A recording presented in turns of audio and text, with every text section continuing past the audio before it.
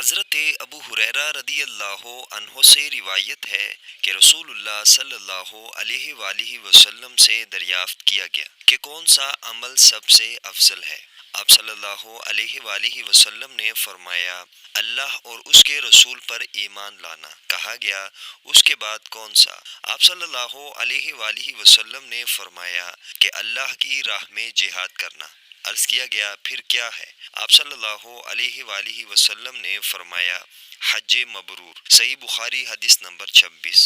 حضرت ابن عباس رضی اللہ عنہ سے روایت ہے کہ رسول اکرم صلی اللہ علیہ وآلہ وسلم نے فرمایا، مجھے دوزخ دکھلائی گئی تو اس میں زیادہ تر عورتیں تھیں جو کفر کرتی ہیں۔ کہا گیا، حضور کیا وہ اللہ کے ساتھ کفر کرتی ہیں؟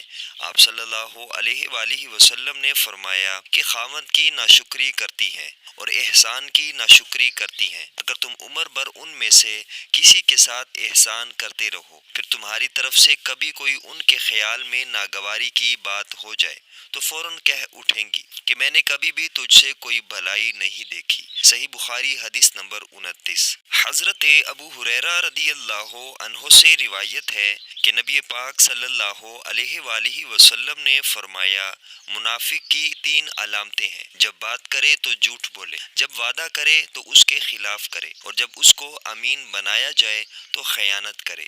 صحیح بخاری حدیث نمبر 33۔